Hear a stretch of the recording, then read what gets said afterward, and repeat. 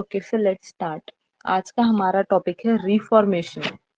Reformation किसे कहा जाता है? रिफॉर्मेशन का मतलब इसी के अंदर है। रिफॉर्मेशन का मतलब इसी के अंदर है री एंड फॉर्म। दोबारा से कोई चीज फॉर्म होना। दोबारा से कोई चीज फॉर्म होना इज रिफॉर्मेशन। रिफॉर्मेशन का मीनिंग अगर हम इंग्लिश में देखें तो the act of process of changing. एक ऐसा प्रोसेस जो चेंज करता है रिलीजियस, पॉलिटिकल और सोशल इंस्टीट्यूट को। एक ऐसा प्रोसेस जो चेंज करता है रिलीजियस, पॉलिटिकल और सोशल इंस्टीट्यूशन को for the better is called reformation. कोई एक ऐसी प्रैक्टिस, कोई एक ऐसा एक्ट या कोई एक ऐसी प्रैक्टिस जो चेंज कर देता है रिलीजियस, पॉलिटिकल और सोशल इंस्टीट्यूशन को बेटरमेंट के लिए, उसको रिफॉर्मेशन कहते हैं। इसको सिंपल वर्ड में देखें तो धार्मिक सुधार हम बोल सकते हैं, इम्प्रूवमेंट, बेटरमेंट, करेक्शन, ये सारे मीनिंग्स निकल के आते हैं रिफॉर्मेशन के। क्लियर? रिफॉर्मेशन का एग्जाम्पल हम देख सकते हैं। इसको हम एक ड्रग एडिक्ट का एग्जाम्पल दे सकते हैं। अगर अब किसी को ड्रग्स की आदत है तो इट डजेंट मीन कि वो इंसान ही खराब है। हम उसको क्या करेंगे? रिहैबिलिटेशन सेंटर भेजेंगे और वहां से उसका रिफॉर्मेशन होगा, उसकी आदतों का रिफॉर्मेशन होगा, सुधार होगा और वो सुधर के आएगा। ऐसा नहीं है कि उसको ड्रग्स की आदत है मतलब वो इंसान ही खराब है, वेस्ट ह्यूमन है। नहीं, वो इंसान तो अच्छा है लेकिन उसकी आदत बुरी है जो चेंज हो सकती, रिफॉर्म हो सकती। तो इसीलिए रिफॉर्मेशन इम्प्रूवमेंट, बेटरमेंट और करेक्शन को बोल सकते हैं हम। और यहाँ पर जब इंग्लिश लिटरेचर की बात ले लिए तो इंग्लिश लिटरेचर में रिफॉर्मेशन हुआ था पॉलिटिक्स का। पॉलिटिक्स का रिफॉर्मेशन मतलब किंग्स का रिफॉर्मेशन हुआ था, उस टाइम पे किंग्स रूल था। सोशल रिफॉर्मेशन हुआ था मतलब प्रेस, सोसाइटी में रिफॉर्मेशन हुआ था। और लिटरेरी इफेक्ट्स हुए थे इसके, मतलब ट्रेड, बिजनेस में भी रिफॉर्मेशन हुआ था। ये रिफॉर्मेशन किस चीज का हुआ था, किस चीज का सुधार हुआ था, कौन सी चीज ऐसी थी जो उस टाइम पे खराब थी जिसको रिफॉर्मेशन की जरूरत थी? Will see in our next topic. तो रिफॉर्मेशन एक रिजल्ट था डिससेटिस्फैक्शन का। Reformation is result of dissatisfaction, मतलब लोग किसी चीज से सेटिस्फैक्शन मतलब सेटिस्फाई नहीं थे, इसीलिए वो लोग क्या करे? रिफॉर्मेशन लेकर आए, चेंजेस लेकर आए।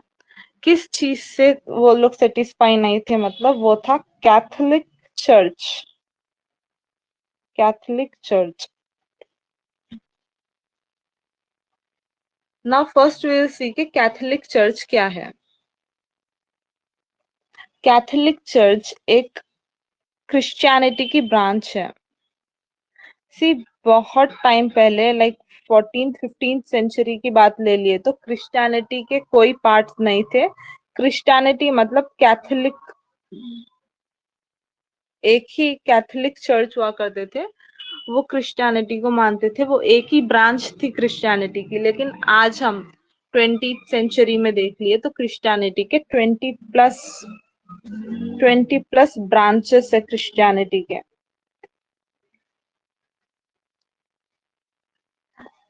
सो अभी ये इम्पोर्टेंट नहीं है कि क्रिश्चियनिटी के अभी कितने ब्रांचेस है, हमारा आज का टॉपिक है कैथोलिक चर्च। कैथोलिक चर्च के अगेंस्ट क्यों हुआ था रिफॉर्मेशन, क्या वजह थी, ऐसा क्या हो गया था जो लोगों को इनके अगेंस्ट रिफॉर्मेशन स्टार्ट करना पड़ा? ऐसा क्या धार्मिक बुराई ये लोग कर रहे थे? और रिफॉर्मेशन शुरू किस वजह से हुआ, कौन कंटिन्यू करे, रिफॉर्मेशन लाए कौन, कौन से फेमस पर्सन्स थे जो रिफॉर्मेशन लाए, और कौन से इम्पोर्टेंट पॉइंट्स है जो रिफॉर्मेशन में हेल्प करे। आज का अपना टॉपिक थोड़ा कल के टॉपिक से थोड़ा बहुत रिलेवेंट है, मैं आपको कनेक्शंस बता दूंगी। तो रिफॉर्मेशन हुआ क्यों, ये जानने से पहले हम देखेंगे कि कैथोलिक चर्च, इसके रीजंस क्या थे, कैथोलिक चर्च में क्या हो रहा था, क्या होता था उस टाइम पे जब हम 14th 15th सेंचुरी की बात ले ले तो चर्च पर एक रूल करते थे, चर्च पे जो रूल करते थे ना,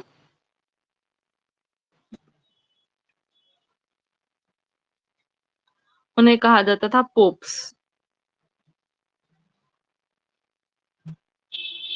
पोप्स, स्पेलिंग इसकी POPES, पोप्स। तो ये पोप्स का रूल चलता था। ये पोप्स किस चीज पे रूल करते थे?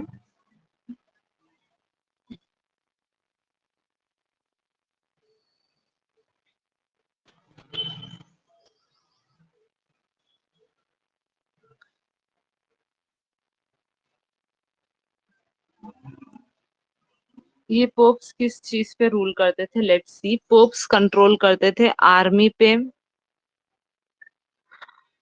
पॉलिटिकल अलायंस पे, वार्स किसके साथ होते हैं इस पर, और किसको अपॉइंट करेंगे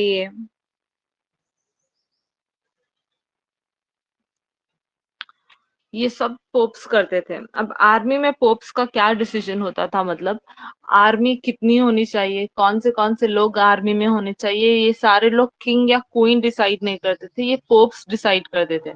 और पोप्स 3 होते थे at a time, Catholic church के 3 पोप्स होते थे।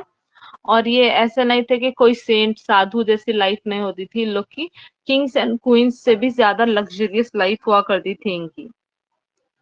मतलब कंप्लीट लग्जरियस लाइफ होना था पोप्स को। और ये लोग सेंट के जैसा बिल्कुल नहीं रहते थे, बहुत लग्जरियस लाइफ एंजॉय करते थे, पूरे लाइफ में लग्जरीज एंजॉय करते थे। और ये लोग बहुत ही करप्ट पीपल थे, लोगों से पैसे खाते थे लोग। और ये लोग क्या क्या करते थे वो देखेंगे, लेकिन पहले ये देख लेंगे कि आर्मी का, आर्मी में ये लोग किस किस का सिलेक्शन करना है वो डिसाइड करते थे। पॉलिटिकल अलायंस, किससे, कौन सी कंट्री से कैसा पॉलिटिकल रिलेशनशिप बनाना है वो भी ये पोप्स डिसाइड करते थे। किससे वार करना है वो भी ये पोप्स, जो 3 पोप्स थे वो डिसाइड करते थे। और पोप्स, नेक्स्ट पोप, अब सपोज कोई पोप की एज एज हो गई है, रिटायरमेंट एज हो रही है, तब नेक्स्ट पोप कौन होगा, कौन अपॉइंट किया जाएगा, वो भी ये पोप्स ही डिसाइड करते थे। ये तो ये लोग का डिसीजंस हो गए। इसके अलावा ये लोग क्या करते थे, ये लोग का जो है ना बहुत ही बैड इन्फ्लुएंस था।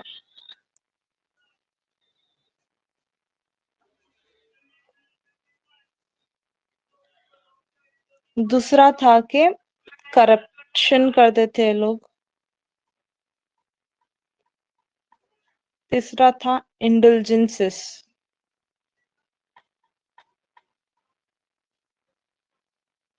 फोर्थ है परगिटरी।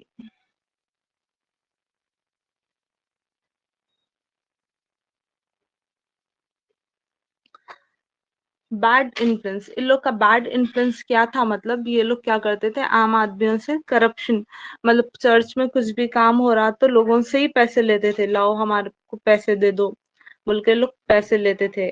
कुछ भी लोगों का काम करना है तो ये लोग पैसे लेके करते थे। इंडल्जेंसेस, सबसे बुरी चीज इन लोग की थी इंडल्जेंसेस। ये लोग चर्च से क्या करते थे, एक टीचिंग मतलब एक एग्रीमेंट टाइप बना के लोगों को बेचते थे। सी, कोई भी हो, आप हो, मैं हो, या कोई भी हो, we are not like pure humans, हम सबसे कुछ ना कुछ गलती लाइफ में होती। तो अगर कोई इंसान है, उससे गलती हो गई, तो अब एक अंतरात्मा जो इंसान की रहती, इनर सोल, वो उसको बताते रहती कि अरे तुम गलती करे एंड अब तुम्हारे इसकी सजा मिलती। तो ये पोप्स क्या करते थे, एवरी फ्राइडे सारे लोगों को बुला के मतलब बहुत डरा देते थे कि तुम लोग अगर कुछ गलती करे तो तुम लोग को मतलब गॉड जो है ना हेल में डाल देते, ऐसा ऐसा करके। तब कोई भी हेल में जाना नहीं चाहता, हर कोई चाहता है जाना हेवन में। तो लोग क्या करते थे, हमको प्लीज बचा लो, आप ही हमको बचा सकते। उस टाइम पे ये बिलीफ था कि गॉड से डायरेक्ट कनेक्शन ह्यूमन का नहीं हो सकता, सिर्फ पोप्स के थ्रू ही गॉड से कनेक्शन हो सकता। तो ये पोप्स बोलते थे कि ठीक है, हम तुम्हारा जो है ना गॉड से कनेक्शन बता देते हैं, गॉड से कनेक्शन बता देते हैं हम आपका। गॉड को बोलते कि आपको माफ कर दो। इसके लिए लोग क्या करते थे, एक ऐसा पेपर पे एग्रीमेंट बना के साइन करके चर्च का लोगों को दे देते थे। उस पे ये लिखा हुआ रहता था कि मरने के बाद तुम सीधा हेवन में जाएंगे, और उसके लिए ये लोग इन लोग को करते थे चार्ज। और ये चार्ज कुछ भी करते थे, बहुत ही ज्यादा ह्यूज अमाउंट चार्ज कर सकते थे वो लोग, या फिर कोई भी उन लोग के काम करवा लेते थे उन लोग से, ऐसे करके इंडल्जेंसेस करते थे। और लोगों को बोलते थे कि तुम लोग जो है ना, अब ये चर्च की जिसके भी पास ये राइटिंग होगा, जिसके भी पास ये सर्टिफिकेट होगा, वो अब उन्हें गॉड ने माफ कर दिया और वो अब जन्नत में जाएंगे मरने के बाद, हेल हेल में नहीं जाएंगे, हेवन में जाएंगे। तो what do you people think, ऐसा हो सकता है क्या? गॉड ऐसा कर सकते हैं कि लोगों से पैसे लेके लोगों को एक सर्टिफिकेट दे रहे कि नहीं तुम मरने के बाद हेल में नहीं हेवन में जाते? तो कॉमन सेंस से ऐसा नहीं कर सकते थे। ये पोप्स के खुद के माइंड गेम्स थे। ये लोग लोगों को अपने हिसाब से चलाते थे, जो भी इन लोग के मन में आया वो बातें करते थे। मतलब पूरा लोगों को इतना वो करके रखे थे लोग, सप्रेस कर दिए थे। एक बहुत ही बैड एरा था वो, हम क्या कहेंगे उसे, सप्रेस कह सकते हैं हम। और लोगों को क्या था मालूम, एक पूरा बैड इन्फ्लुएंस था, और बहुत ही ज्यादा लोग इनको इतना मानते थे कि किसी और की बात पर वो यकीन ही नहीं करते थे। तो इन लोग के अगेंस्ट, ये सब बैड चीजों के अगेंस्ट जो पोप्स करते थे, उनके अगेंस्ट शुरू हुआ रिफॉर्मेशन, धार्मिक सुधार। ये रिफॉर्मेशन जो है ना, दो लोगों ने मिलकर स्टार्ट किया। मतलब रिफॉर्मेशन का जब आपको टॉपिक आएगा तो इन दोनों के बारे में आप लोग से पूछा जाएगा। फर्स्ट है मार्टिन लेदर। Martin leather. अब मार्टिन लेदर का नाम देख के मार्टिन लेदर किंग से कंफ्यूज मत हो जाओ। ये मार्टिन लेदर थे 1483 टू 1546। और दूसरा फेमस नाम जो आप लोग को रिफॉर्मेशन में आएगा वो है जॉन कैल्विन।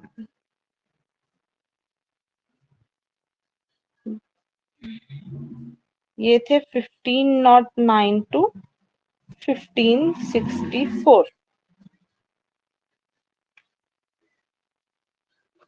तो मार्टिन लेदर और जॉन कैल्विन इन दोनों मिलके क्या करें, प्रोटेस्ट करें, प्रोटेस्ट अगेंस्ट कैथोलिक चर्च। बोले कि जो कैथोलिक चर्च का रूल चलते हुए आ रहा वो बहुत गलत है। ये लोग लोगों को बेवजह पैसे ले रहे हैं, बेवजह ये सब टीचिंग्स वगैरह दे रहे हैं। उसके लिए ये लोग क्या करें, लोगों को पहले बोले तो ऑब्वियसली इतना बिलीव था लोगों को उन पे, तो वो लोग मान नहीं रहे थे। तो मार्टिन लेदर ने इन द ईयर 1517 अक्टूबर 31 के दिन मार्टिन लेदर ने क्या किया, 95 थीसिस लिखे।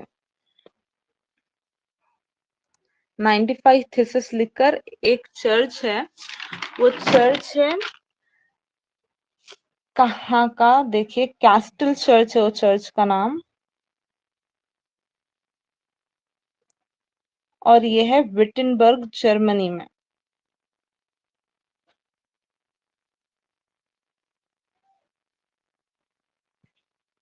विटनबर्ग जर्मनी में।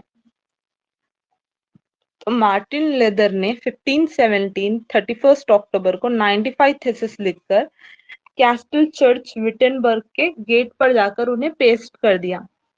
अब मार्टिन लेदर थे कौन? मार्टिन लेदर एक यूनिवर्सिटी के प्रोफेसर थे उस टाइम, और उनको ये लगा कि ये बहुत गलत कर रहे हैं। इन्होंने यूनिवर्सिटी के लोगों को समझाने की कोशिश की, बट वो लोग समझ नहीं रहे थे। तो इन्होंने कहा कि मैं खुद इनको बाइबल से कुछ एग्जाम्पल्स लिख के समझाता हूँ, और उन्होंने लिख दिए 95 थीसिस। अब 95 थीसिस थे क्या, देखिए 95 थीसिस ये क्वेश्चंस थे जिसको बाइबल से रेफरेंस देके लिखा गया था। उसमें मार्टिन लेदर ने क्वेश्चन किया कि if you have watched the PK movie, in that एक तपस्वी जी बोल के रहते हैं। So what he did is, लोगों को उन्होंने बोलते कि मैं तुम लोग का गॉड से कनेक्शन बनाता हूँ बोल के लोगों से पैसे लेते जाते। तो सेम यहाँ पर उस टाइम पे चर्च के लोग जो पोप्स थे उन लोग भी वैसे ही कर रहे थे।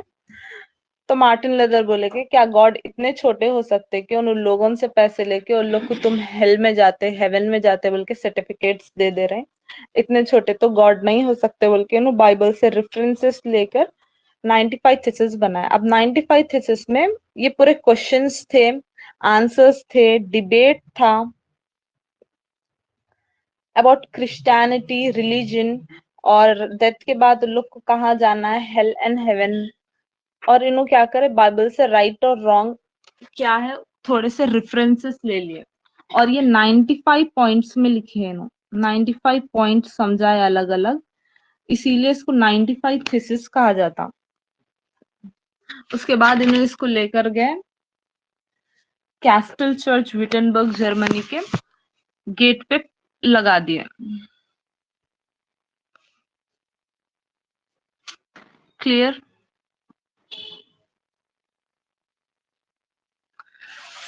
उसके बाद हुआ ये कि वहां से लोग ये इनके थीसिस लोगों को समझ में आया जब लोग पढ़े कि हाँ इन सही बोल रहे हैं, इनके टीचिंग सही हैं और बाइबल से भी रेफरेंसेस लिए, तो लोगों को उनकी बात समझ में आने लगी और इंग्लैंड में जो है ना इनके थीसिस फैलने लगे। लेकिन इन द ईयर 1521, मतलब थीसिस हुआ था इन द ईयर 1517, तो 21 में इनको ऑफिशियली बैन कर दिया गया। इनके थीसिस कहीं भी कोई भी नहीं लगाना, कोई भी चर्चेस के बाहर थीसिस नहीं लगाना बोलकर जो पोप्स थे वो लोग इनको ऑफिशियली बैन करवा दिए किंग से बात करके। लेकिन ऐसा हुआ नहीं, बिकॉज प्रिंटिंग प्रेस का इनॉग्रेशन जब तक हो गया था। कल हम अपनी क्लास में देखे थे कि प्रिंटिंग प्रेस का इनॉग्रेशन कौन करे थे, आज फिर से देखेंगे। प्रिंटिंग प्रेस का इनॉग्रेशन हुआ था 1436 में। जॉन गुटेनबर्ग ने इसका इनॉग्रेशन किया था।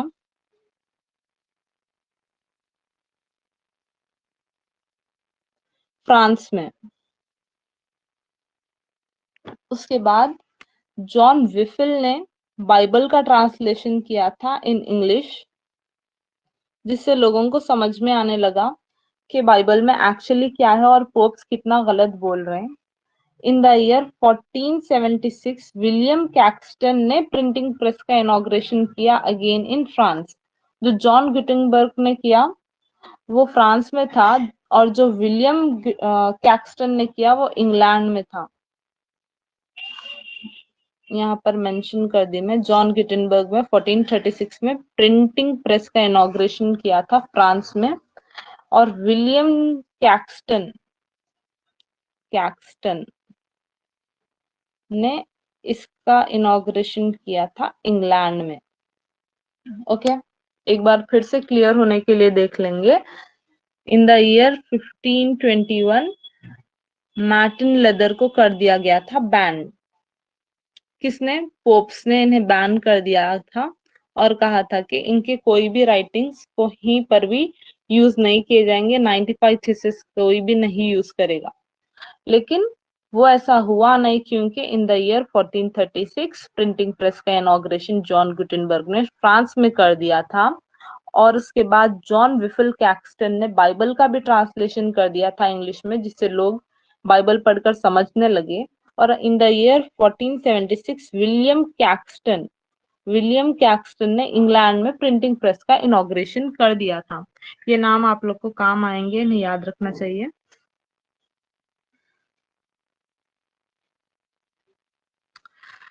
सो प्रिंटिंग प्रेस के इनॉग्रेशन की वजह से मार्टिन लेदर की बहुत हेल्प हो गई और प्रिंटिंग प्रेस रुका नहीं, वो डिफरेंट डिफरेंट लैंग्वेजेस में, बहुत सारे लैंग्वेजेस में 95 थीसिस का ट्रांसलेशन हुआ।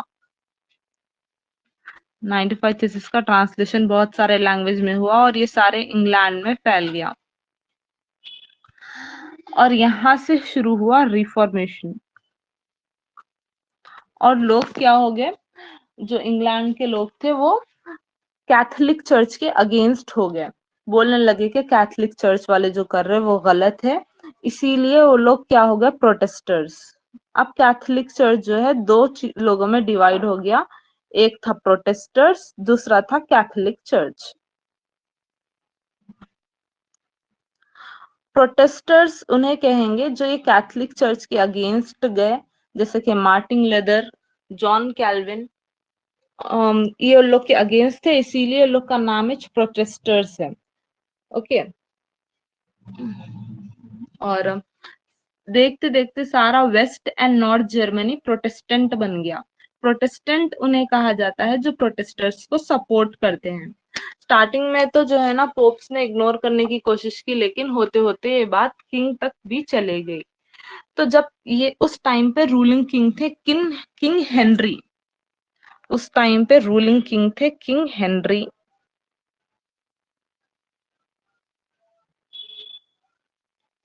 किंग हेनरी 8 जो इंग्लैंड के किंग थे उस टाइम पे। तो जब इन्होंने ये 95 थीसिस पढ़े तो इन्होंने भी समझा कि हाँ ये पोप्स जो है वो बहुत गलत कर रहे हैं, पोप्स का जो भी डिसीजन है वो बहुत बहुत ज्यादा गलत है। और जो उनकी किंगडम है, वो जो लोग मान रहे हैं, जो अंधविश्वास फैल गया है, जो बैड इन्फ्लुएंस है, जो करप्शन है एंड ये जो इंडल्जेंसेस बिक रहे हैं, ये सब बहुत गलत है। और ये जो प्रोटेस्टर्स है वो लोग सही हैं। तो किंग हेनरी ने सपोर्ट किया प्रोटेस्टर्स को और इन्होंने भी कैथोलिक चर्च से रिश्ता अपना तोड़ लिया और कहा कि कैथोलिक चर्च अब किंग सिस्टम में फॉलो नहीं होगा। इसमें इनका खुद का भी बेनिफिट था friends.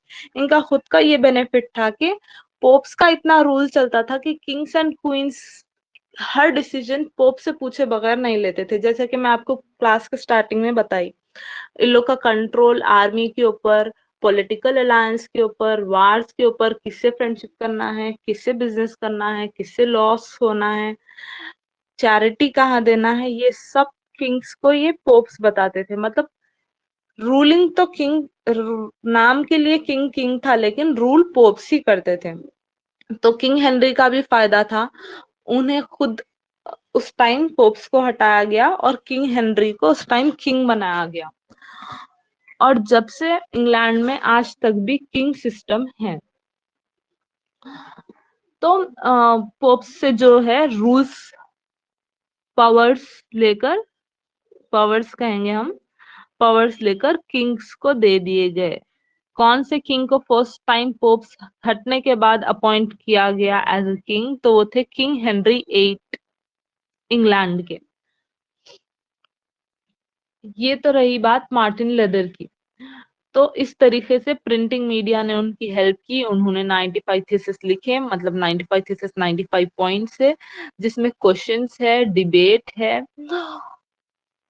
What is right and wrong वो समझा गया। और ये इन्होंने 95 थीसिस की लिस्ट चर्च पे लेकर जाकर लगा दी। तो पहले तो ये सिर्फ दो पार्ट्स हुए थे, Catholic church and protesters.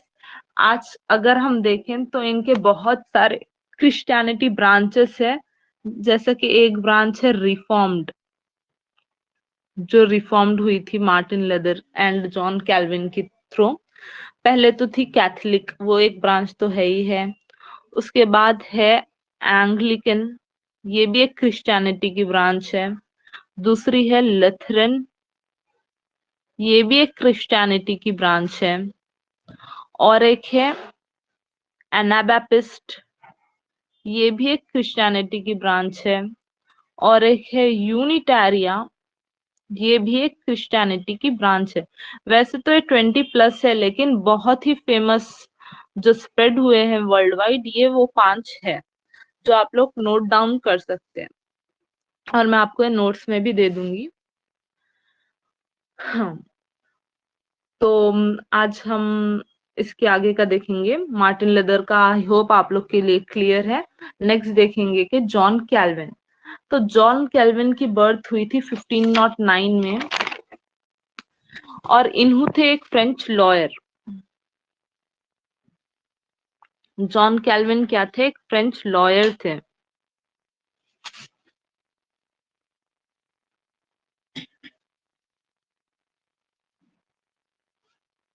Professionally इन्हों एक लॉयर थे और इनकी बर्थ हुई थी इन द ईयर 1509 और ये थे इन द ईयर 1564 तक।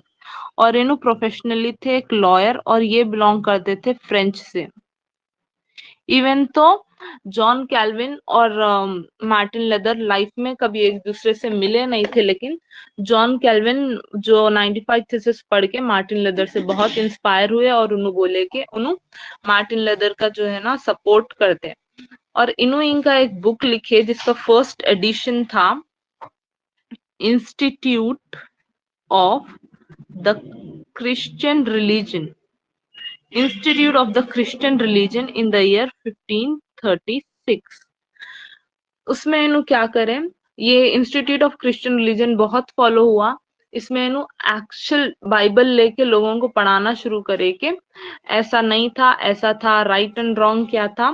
तो इन्हों भी बहुत ज्यादा फेमस हुए थे और इनकी वजह से भी बहुत ज्यादा रिफॉर्मेशन स्प्रेड हुआ था यूरोप कंट्रीज में over the course of 16th century. Clear? Popes कौन थे? क्लियर है।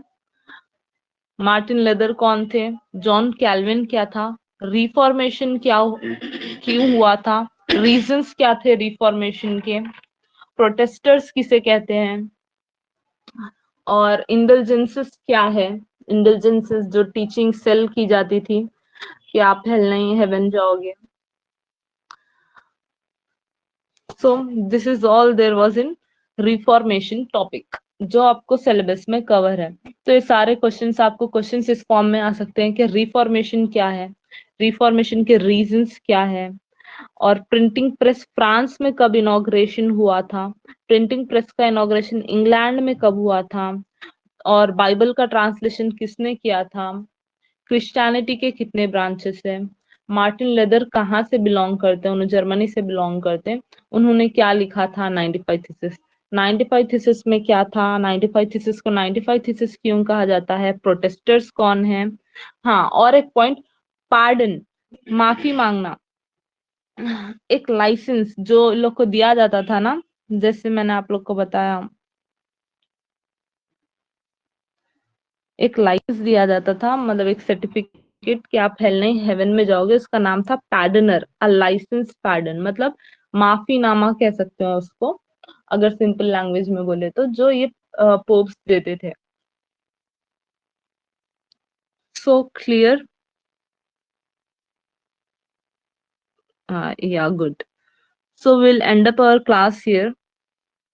Hope you have understood today's topic well. Take care. Have a good day.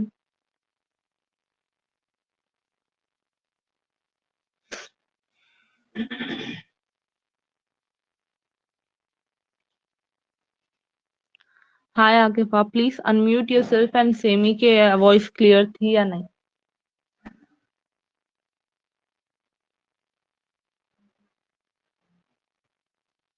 Thank you.